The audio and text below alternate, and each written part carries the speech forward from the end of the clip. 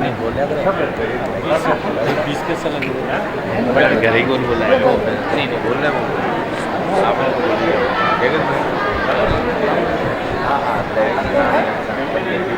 Cover कर दी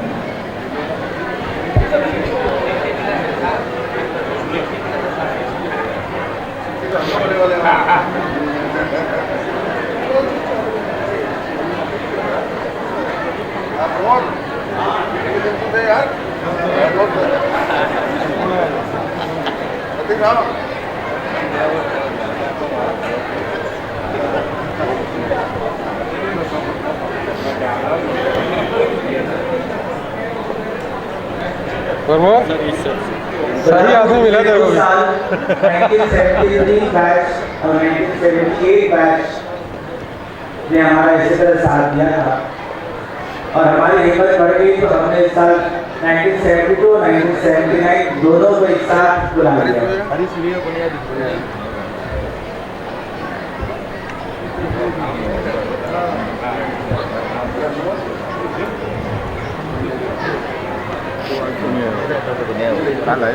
कल तो आया था कमले से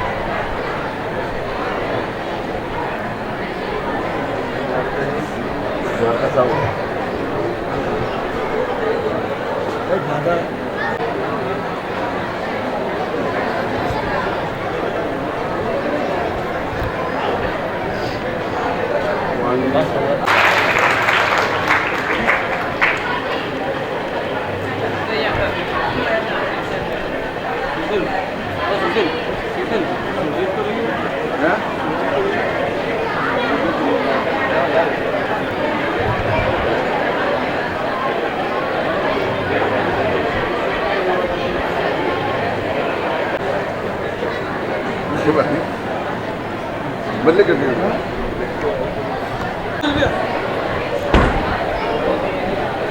ठीक है जगह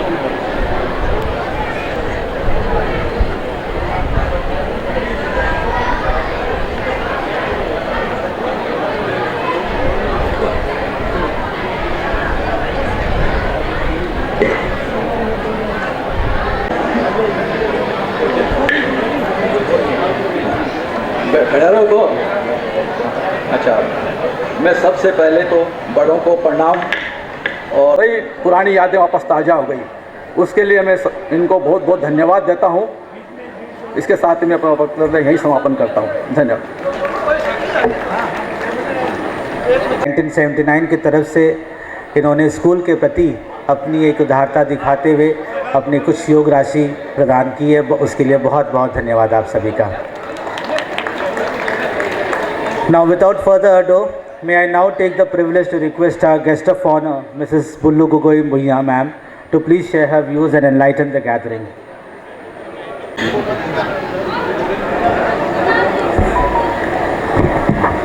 A very good morning to all. Respected Chairman of this meeting, respected Chairman Seba R.C. Jain sir, respected Principal sir, respected all the teachers, all the students and the alumni of the school.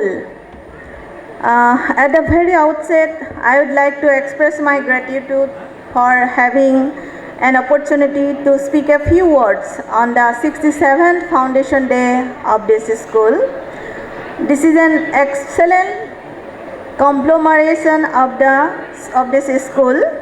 I see all the respected alumni attended here and all the ex-students from different fraternity are gathered here.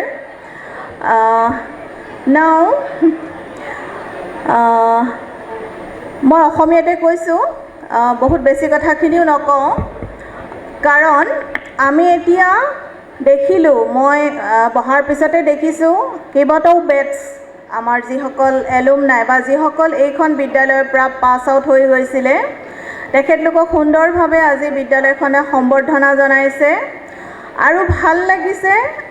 এইসকল বিজ্ঞত লোকে কেৱল যোৰহাটখনকে নহয়, অসমকো প্ৰতিনিধিত্ব কৰিছে, অৰ্থনৈতিকভাৱে হওক বা সমাজ জীৱনক আগবঢ়াই লৈ যোৱাৰ কাৰণে।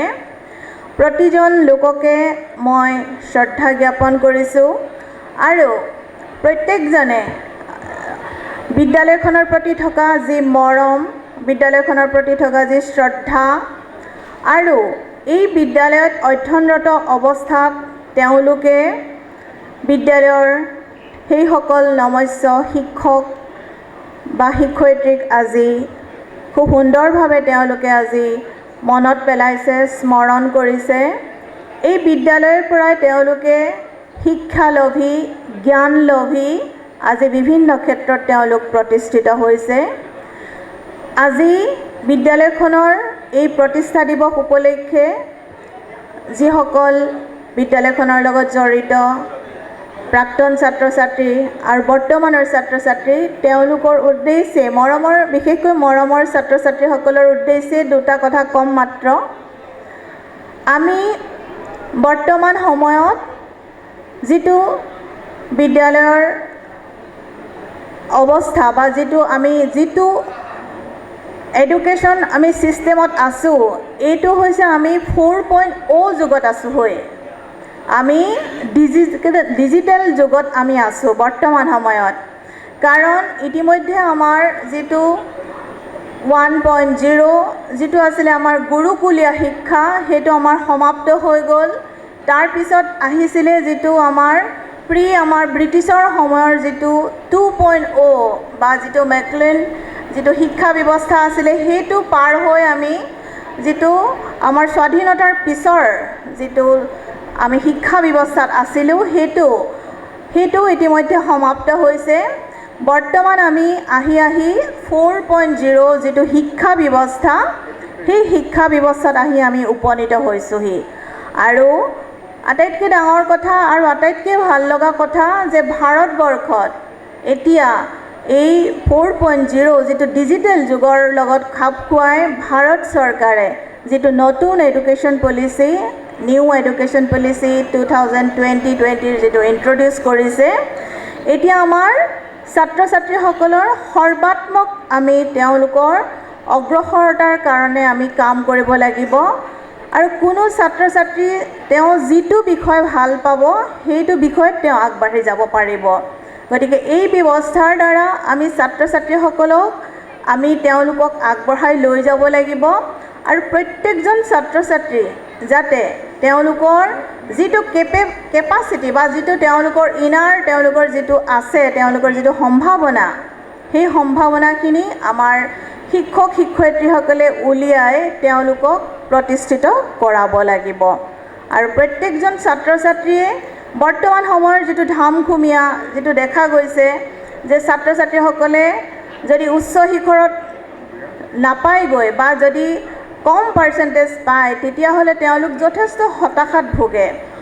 কিন্তু আমি এইটো ক'লে নহ'ব, আমি শিক্ষক শিক্ষয়িত্ৰী বা আমাৰ যিসকল দায়বদ্ধ আমি ছাত্ৰ ছাত্ৰীসকলক লৈ আমাৰ অভিভাৱকসকলে তেওঁলোকক কিছু কথা আমি জনাব লাগিব যে আমি ছাত্ৰ ছাত্ৰীসকলক তেওঁলোকৰ জীৱনটো খুব সুন্দৰভাৱে জীয়াই ৰাখিবৰ কাৰণেও বা যাপন কৰিবৰ কাৰণেও তেওঁলোকক আমি বৰ্তমান সময়ত আমি উদ্বুদ্ধ কৰিব লাগিব।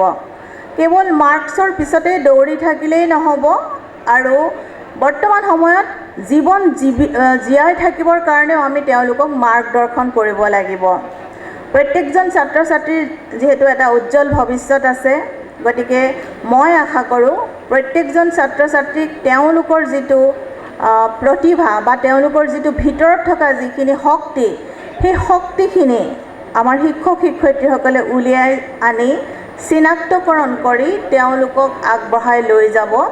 আৰু ৰাষ্ট্ৰভাষা বিদ্যালয়ে ইতিমধ্যে 67 বছৰ তেওঁলোকৰ জন্মলগ্নৰ পৰা 67 ইয়াৰ্ছ তেওঁলোকে অতিক্ৰম কৰিলে।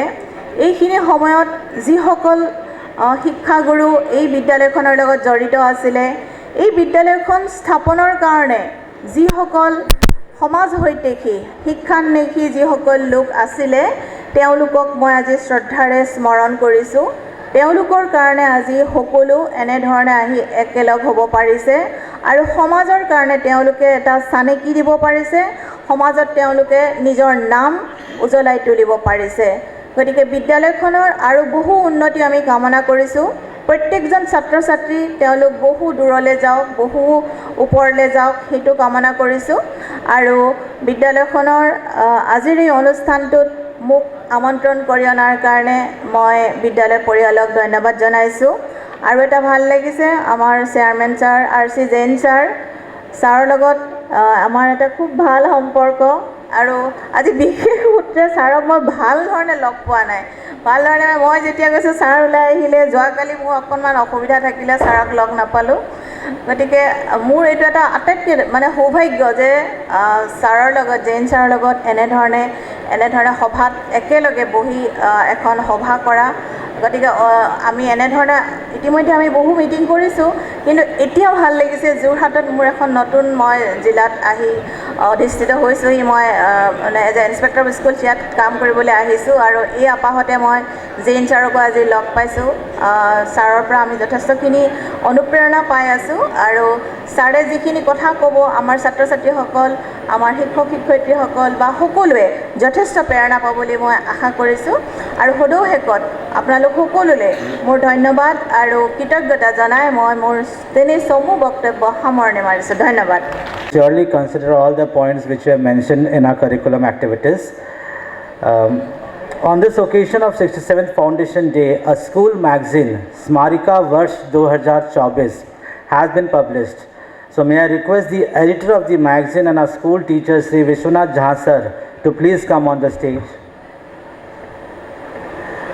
and get the school magazine inaugurated by our chief guest, Sri RC Jain sir, and may I request Bulu ma'am.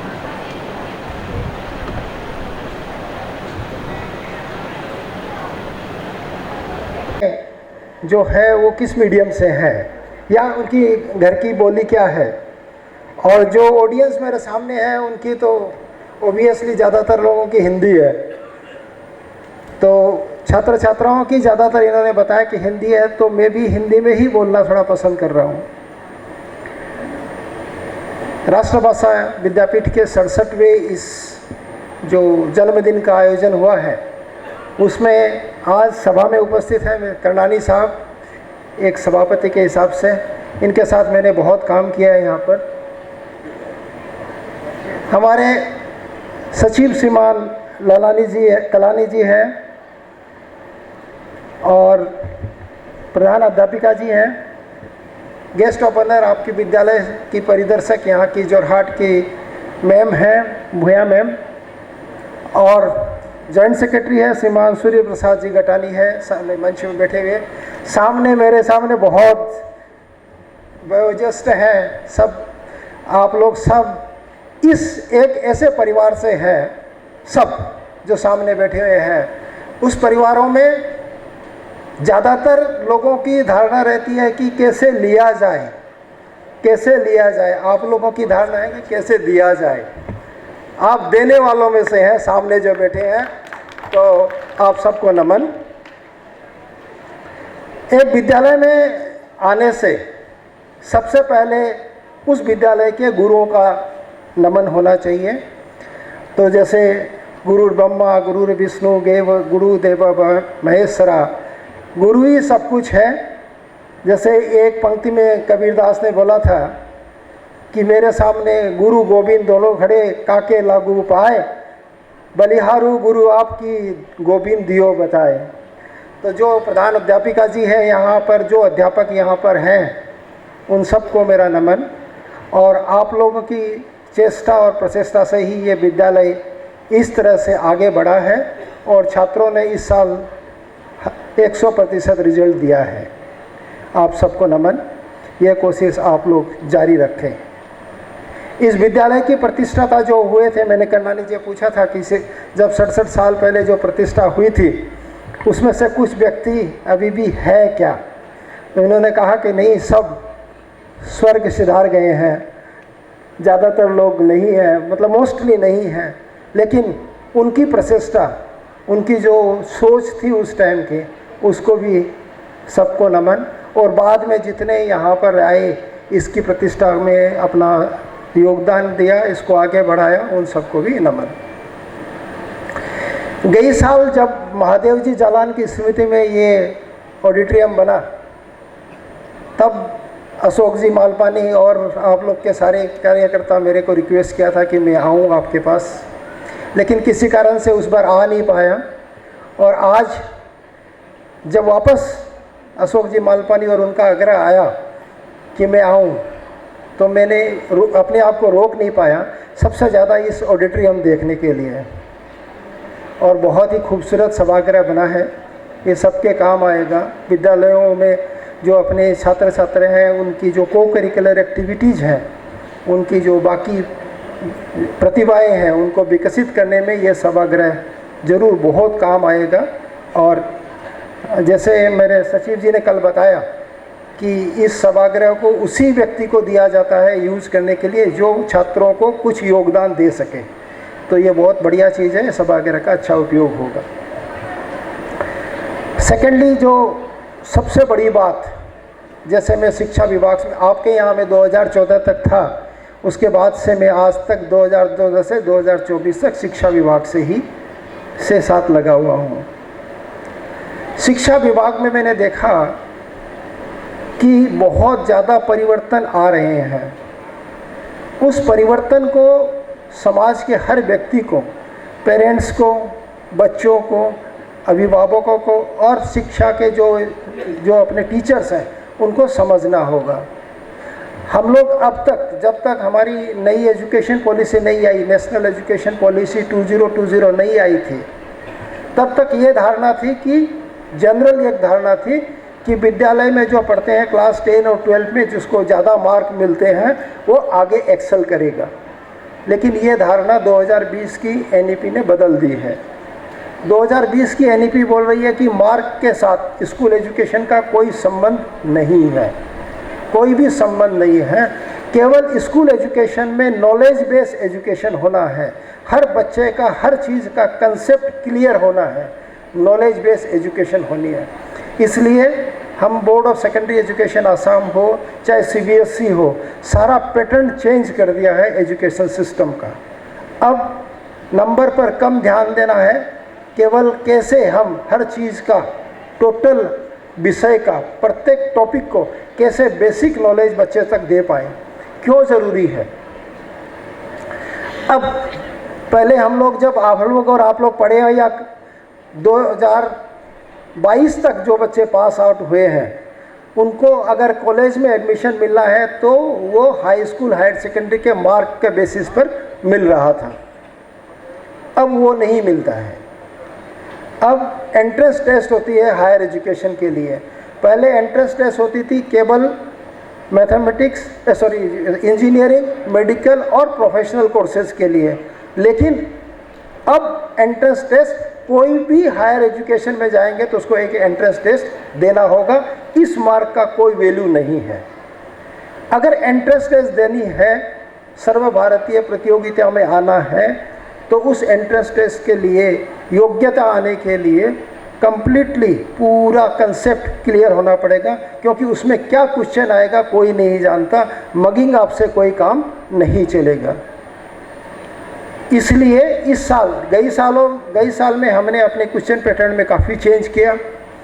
कुछ थोड़ा सा रिएक्शन भी हुआ, लेकिन उस रिएक्शन का छात्रों पर कोई असर नहीं हुआ। हमने देखा छात्र ठीक ही हैं। लेकिन अब इस साल से और ज़्यादा परिवर्तन होंगे। 40 से 60% क्वेश्चन ही विद्यालय की किताबों से आएंगे। 40% क्वेश्चन आएंगे जो कंसेप्ट बेस होंगे, विद्यालय की पुस्तक से है लेकिन पुस्तक की कंसेप्ट को लेकर के ही क्वेश्चन रहेगा। इसलिए हर टीचर को कंसेप्ट बेस एजुकेशन देना होगा, तब जाकर के अपने बच्चे आगे बढ़ेंगे। इस प्रयास को आप लोगों तक, हर शिक्षक तक पहुंचाने के लिए हम लोगों ने साइंस और मैथमेटिक्स, गणित और विज्ञान की 2 पुस्तकें तैयार की है, how to teach math and science. और वो किताबें ऑलरेडी इंस्पेक्टर स्कूल्स के यहाँ हमने पहुंचा दी है। वो किताबें हर स्कूल के हर एक शिक्षक के लिए जानी है।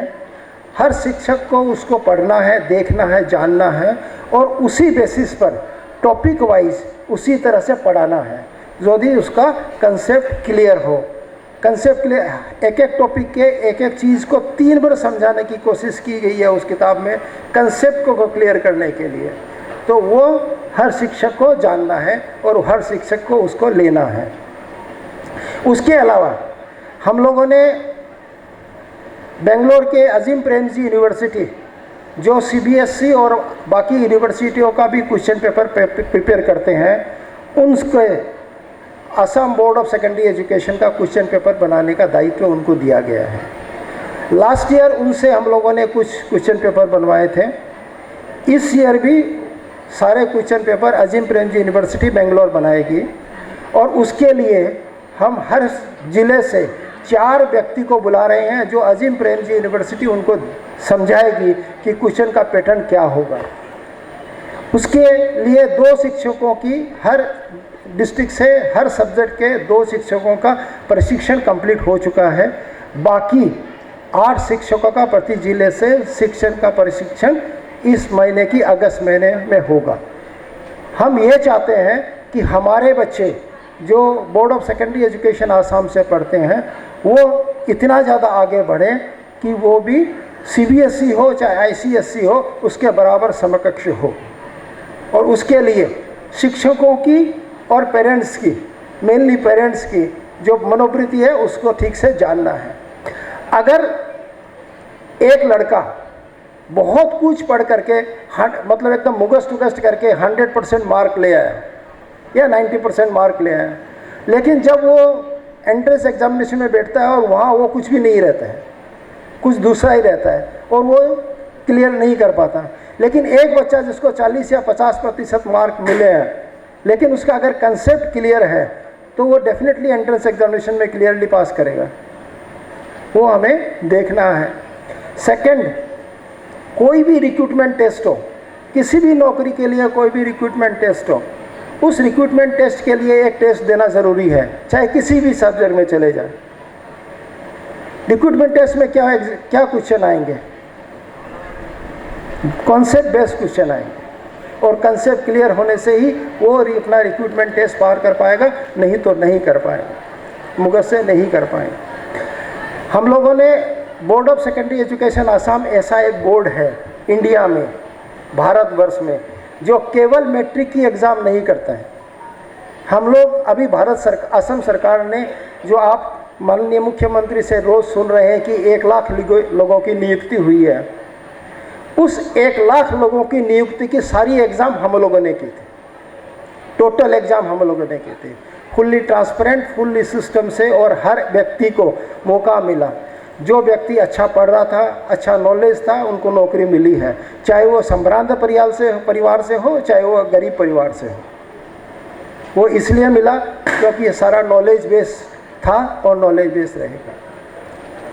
ये जब रिक्रूटमेंट टेस्ट हम लोग कर रहे थे, तब हम लोगों ने भारतवर्ष की बाकी कुछ रिक्रूटमेंट टेस्ट की सारे क्वेश्चन पेपर का अध्ययन किया था, और उस अध्ययन में पता चला कि जो क्वेश्चन पेपर वहाँ सेट हो रहे हैं, वो क्वेश्चन पेपर का आंसर करना हमारे विद्यार्थियों की बस की बात नहीं है।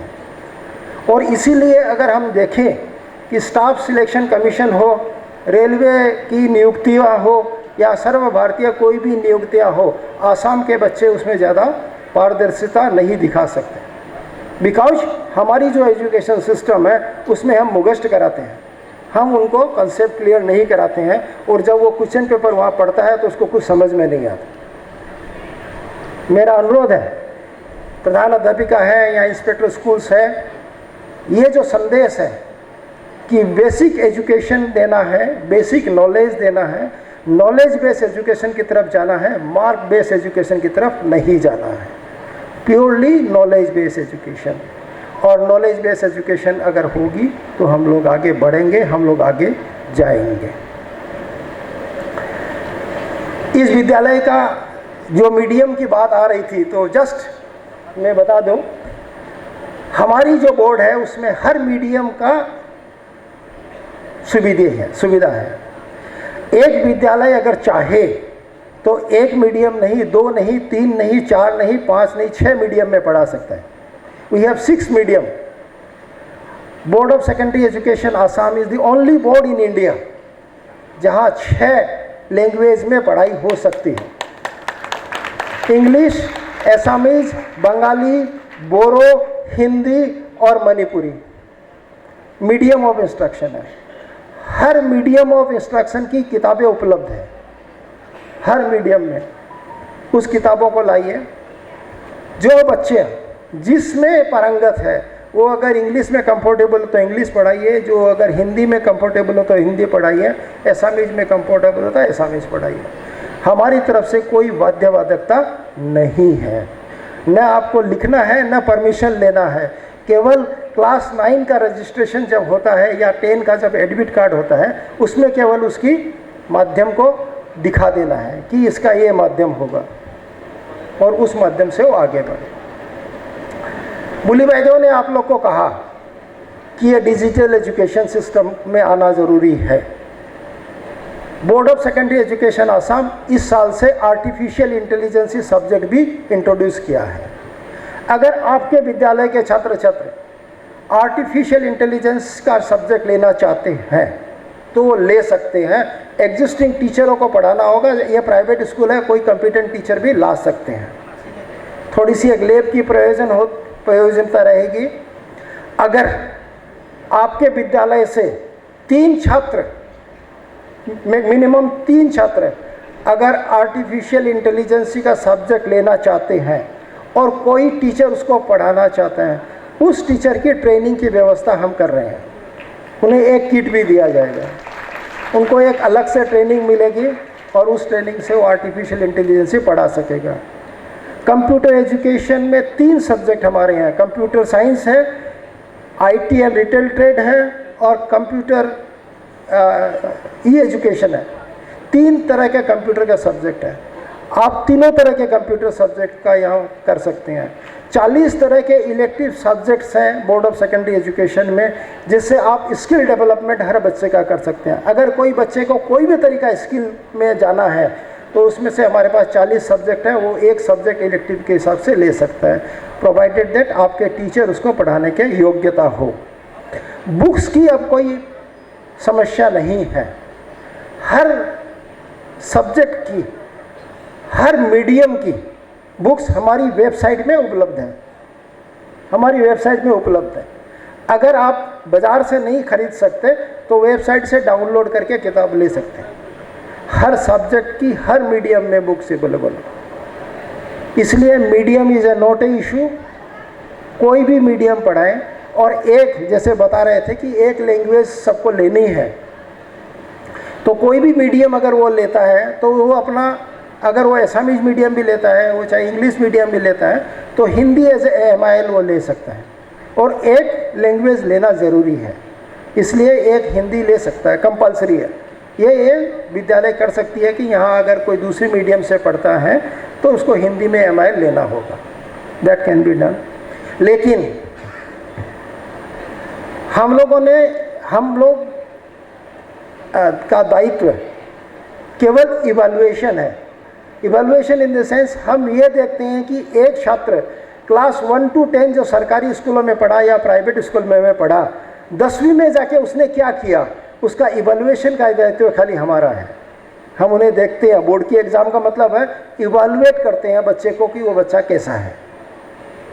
इस इवैल्यूएशन से हम एक एनालिसिस निकालते हैं हर साल, क्या हो रहा है स्टेट में, एजुकेशन का कौन सा सब्जेक्ट में क्या प्रॉब्लम है, कौन सी चीज़ में क्या समस्या है, कि यहाँ पर परिवर्तन की आवश्यकता है, वो सब चीज़ हम लोग देख के सरकार को बताते हैं, प्राइवेट स्कूल को बताते हैं। लास्ट 3-4 साल से हम लोग देख रहे हैं कि हमारे बच्चे एक जो भी लैंग्वेज वो लेता है, चाहे वो एसामीज मीडियम का बच्चा हो और एसामीज एमाइल है, अगर हिंदी मीडियम का बच्चा है हिंदी एमाइल है, अगर बोरो है, ज़्यादातर बच्चे एमाइल में या तो फेल करते हैं या एमाइल में उनका सबसे कम नंबर आता है। लैंग्वेज की एजुकेशन में कहीं कोई समस्या आ रही है, क्या समस्या आ रही है वो तो टीचर लोग बताएंगे, बट लैंग्वेज एजुकेशन में बहुत बड़ी बड़ी समस्याएं हैं और उस समस्याओं का कुछ विश्लेषण अभी किया गया था। एक समस्या जो सबसे बड़ी समस्या है वो है मोबाइल। अभी भी मैं मोबाइल का यूज़ और मिसयूज़ के ऊपर नहीं बोलना चाहता, लेकिन मोबाइल हमें क्या कर रहा है, मोबाइल हमें कम से कम लिखने के लिए बाध्य कर रहा है। लिखने की प्रैक्टिस ख़त्म, कंप्यूटर में डाल दिया, आप ABC कुछ भी एक वर्ड का शुरू कीजिए, वो वर्ड अपने आप आ गया। आपकी लिखने की क्षमता कमती होती जा रही है, आपकी क्रिएटिविटी और लैंग्वेज कमती होती जा रही है, आप समझ ही नहीं पा रहे हैं हो क्या रहा है। आर्टिफिशियल इंटेलिजेंस से आपको शब्द मिलते जा रहे हैं। अभी अपने व्हाट्सएप में मैसेज आता है कि एक आदमी की दिवंगत आत्मा को कुछ देना, तो रेस्ट इन पीस लिखने के बजाय RIP लिख के छोड़ देते हैं, हैप्पी बर्थडे की जगह HBD लिख देते हैं। इतनी ज़्यादा हम लोग कमती लैंग्वेज पढ़ने का या लिखने का कष्ट की तरफ जा रहे हैं, उसकी वजह से भी बच्चे इफेक्ट हो रहे हैं। बच्चे लोग भी कम से कम लिखना चाहते हैं और लैंग्वेज में लिखना ज़्यादा पड़ता है, और लिखने की वजह से लैंग्वेज सब्जेक्ट में फेल की संख्या ज़्यादा है या कम मार्क की संख्या ज़्यादा है। उसका निवारण कैसे करेंगे वो शिक्षकों के ऊपर निर्भरशील है।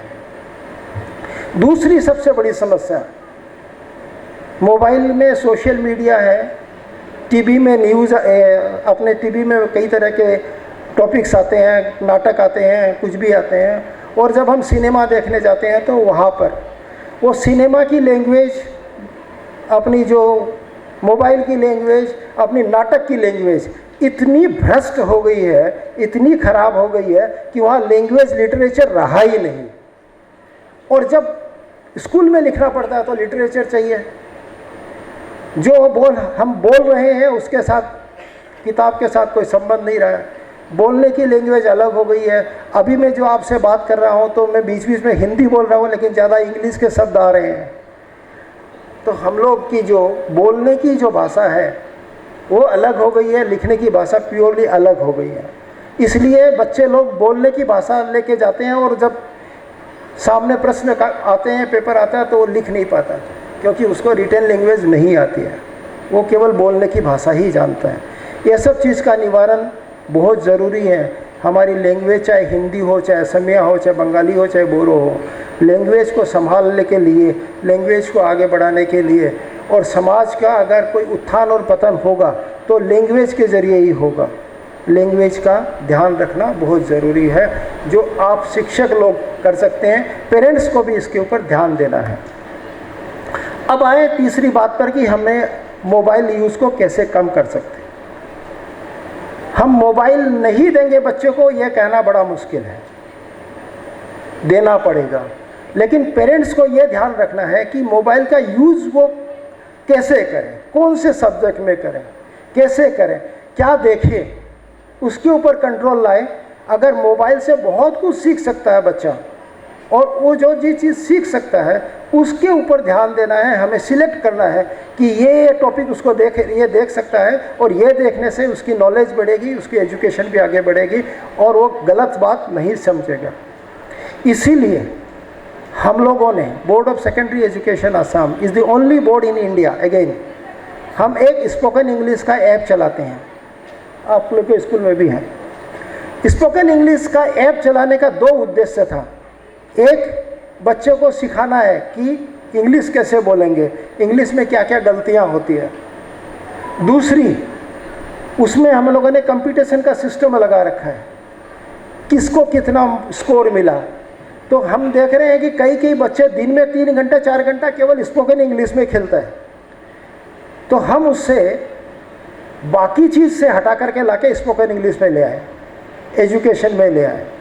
इसी तरह से अभी हम लोगों ने टाटा कंसल्टेंसी से बात कर रखी है, इस साल उनसे हम लोगों ने साइंस और मैथ के कैसे टॉपिक हम ऐप के ज़रिए दे सकते हैं, वो हम कोशिश कर रहे हैं कि वो भी हम आगे बढ़ाएं कि बच्चे लोग को, अपने जो बच्चे हैं एटलीस्ट क्लास 1 to 10, वो बच्चे मोबाइल देखें लेकिन एजुकेशन के लिए देखें, उसके अंदर जो भी सिस्टम होगा वो गेम के तरीके से कैसा होगा कि वो जब वो इंग्लिश ऐप जो स्पोकन इंग्लिश खेलता है तो उसको लगता है कि मैं कोई गेम खेल रहा हूँ, उस तरह का सिस्टम करने की कोशिश में है। इसी तरह से हमारी कोशिश भी है आप लोगों की, all the parents, mainly parents की बहुत ज़्यादा ज़रूरत है जो समझे क्या हो रहा है, कैसे। अभी हम लोग का पेरेंट्स है, भैया बच्चा रो रहा है, चलो इसको मोबाइल दे दो, चलो 2 मिनट वो खेल देख लेगा, हम भी फ्री हो गए। That tendency has to be remove कि इसको बस माँ को कहीं जाना है, उसको कोई टीवी देखना है या मूवी में जाना है, या तो बस आया को बैठा दिया, बोलो उसको मोबाइल दिखा देना। That tendency has to be change. उसकी जगह हम लोग क्या कर सकते हैं, क्या करना है, वो हमें सोचना है और हमें आगे बढ़ना है, हमारे बच्चे को आगे ले जाना है। और हमें अभी चाइना में देखिए, अभी चाइना में रूल लाया जा रहा है कि 8 साल के बच्चे से नीचे को कोई भी मोबाइल दे नहीं सकता। अगर चाइना में ये जागरूकता आई है तो हम लोग को भी ये ज़रूरी पड़ेगी कि हम लोग कैसे करेंगे। अभी तो जन्म होते ही अगर वो खाना नहीं खाता तो वो वीडियो यूट्यूब लगा देते हैं कि ये खाना खा लेगा। ये सब चीज़ से हमें आगे बढ़ना है, आगे चलना है। वापस मेरा थोड़ा सा लंबा हो गया, ज़्यादा लेक्चरबाजी है, समस्याएं बहुत हैं। कहना, हम जो कह रहे हैं कहना बहुत इजी है, इम्प्लीमेंट में लाना थोड़ा मुश्किल है। लेकिन 10 से 15% से 20% भी अगर इम्प्लीमेंटेशन हो तो there will be a change. हमारे सिस्टम में क्या है, एक विद्यार्थी अगर थोड़ा सा कमज़ोर है तो उसको बोला जाता है कि इसको और थोड़ा सिखा दो, और ज़्यादा सिखा दो, दैट इज़ ओके। लेकिन जो बच्चा इंटेलिजेंट है, जो बच्चा कुछ कर सकता है, उसको हम क्या देते हैं? उसके लिए हमारे पास क्या सॉल्यूशन है? अब तक क्या सॉल्यूशन था कि उसको बोलो ये पढ़ लो और वो मुखस्त कर ले और 100% मार्क ले आए। लेकिन वो तो उसको ज़्यादा बर्बाद करने के लिए ही हुआ, उसकी इंटेलिजेंसी को बर्बाद करना हुआ। उसकी इंटेलिजेंसी को यूज़ करने के लिए उसको कंसेप्ट सिखाना है, आगे ले जाना है, उसको अलग अलग चीज़ें दिखानी है, उसको कोर्स के अलावा उस कोर्स से रिलेटेड अलग चीज़ दिखानी है, तब जाके वो आगे बढ़ेगा। और उस लाइन में भी आप लोगों को काम करना है, शिक्षकों को काम करना है। इसीलिए कंसेप्ट बेस्ड एजुकेशन में हम लोगों ने जो कंसेप्ट बेस्ड एजुकेशन की बात कर रहे हैं, मतलब हम नहीं, नेशनल एजुकेशन पॉलिसी कर रही है। नेशनल एजुकेशन पॉलिसी के साथ साथ आपको टेक्स्ट बुक के अलावा कितने रेफरेंसेस बुक आप उनको दिखा सकते हैं, आगे ले जा सकते हैं, उस पर भी स्कूल एजुकेशन सिस्टम में ध्यान देना होगा। अदरवाइज स्कूल एजुकेशन सिस्टम में अगर मार्क का वैल्यू नहीं है, सब पास हो जाएंगे लेकिन जानेंगे कुछ नहीं। वो चीज़ को ध्यान में रखना है।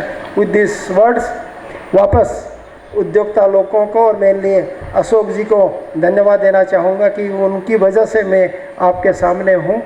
और जब जोरहाट एंट्री किया तो जोरहाट में जो मैंने 2-3 साल यहाँ 3.5 साल गुजारे थे, वो सारी याद आई। आप लोगों के साथ कैसे होली खेले, आप लोगों के साथ कैसे दिवाली मनाई, आप लोगों के साथ कैसे किया। और उस दौरान आप लोगों से मैंने शायद कभी कभी किसी से दुर्व्यवहार भी किया हो, वो भी थोड़ा सा याद आ रहा था। तो वो, लेकिन जो भी किया हो वो बिल्कुल एडमिनिस्ट्रेशन के लिए था। आप लोगों के लिए सदा प्यार और सत्कार ही रहा है। आप लोग सदा मार्गदर्शक रहे हैं जोरहाट के। Thank you very much. ये आगे बढ़े।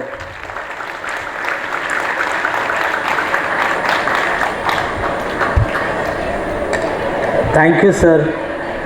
मैं बैठे बैठे सर को सुन रहा था और मुझे लगा कि जितनी मेहनत मैंने 3 साल लगाई स्कूल में और मैं सोचूं कि मैं क्या क्या कर सकूं, सर ने धड़ल्ले से मुझे साल भर का प्रोग्राम दे दिया कि आप स्कूल में ये कर सकते हो। That is what the experience count sir. और वही शब्द हमें चाहिए थे आपके।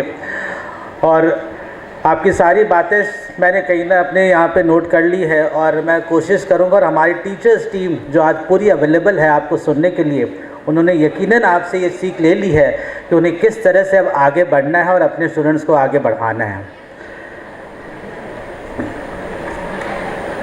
एजेंडा में अब आगे बढ़ते हैं। इससे पहले मैं बता दूं कि इसके बाद हमारा एक कल्चरल प्रोग्राम है आप लोगों के लिए, और हमारे गेस्ट के लिए लंच की भी सुविधा रखी गई है। तो respected dignitaries, distinguished guest, teachers and students, on behalf of Rashtrabhasha Vidyalaya, first and foremost, I would like to express my sincere gratitude to the chief guest of our 67th Foundation Day, Shri Ramesh Chandji Jain, for taking out his precious time for this D-Day, sir. Thank you, sir. Also on the same line, and express my heartfelt thanks to the guest of honor of our Foundation Day, Mrs. Bullu Gogoi Bhuiya ma'am, who have taken time out of her busy schedule to grace this occasion with her presence. Thank you, ma'am. I extend my thanks to whom we have always looked forward for decades, our very own Shri Nemchandji Kannani sir, whose support and guidance is always a great help in our endeavor to provide quality education to our students. Ladies and gentlemen, it's now time to thank to that special batch who have come together, the batch of 1972 and the batch of 1979. They have travelled from different parts of the country to get united on this Foundation Day. Thank you to each one of you from the core of my heart. कहते हैं किसी संस्था को चलाने के लिए तन, मन और धन की ज़रूरत होती है। इसी वाक्य को साकार करने के लिए समाज के अनेकों महानुभाव समय समय पर आगे आकर हमारे इस विद्यालय को फाइनेंस प्रोवाइड करते हैं। Let me take this honor to thank all the financiers and donors who have come together for this beautiful cause, education, and most importantly, had faith on the Rashtrabhasha Vidyalaya committee. Thank you from the core of my heart. आज जो हमारे school में जो chairs, carpet और जितना भी आपने जो एड ऑन देखा लास्ट ईयर से, उसमें मैं थैंक्स करना चाहूँगा स्पेशली तो मदन मोहन सुशील जी कलानी, प्रमोद जी सिंघानिया, देवीदत्त जी बेड़िया, श्री कमल जी डालमिया, श्री सतीश जी अग्रवाल, श्री विमल जी बजाज, महर्षि युवा संगठन, रामोता लावटी और अशोक जी गट्टानी, जिन्होंने हमारे और सभा घर को और 4 चांद लगा दिया। Also, I express my heartfelt thanks to all the media partners for gracing their participation for the coverage of this event. Finally, I express my appreciation to all the committee members, teachers and students of Rashtrabhasha Vidyalaya who have contributed in making this event a success. Once again, I thank you all for joining today and will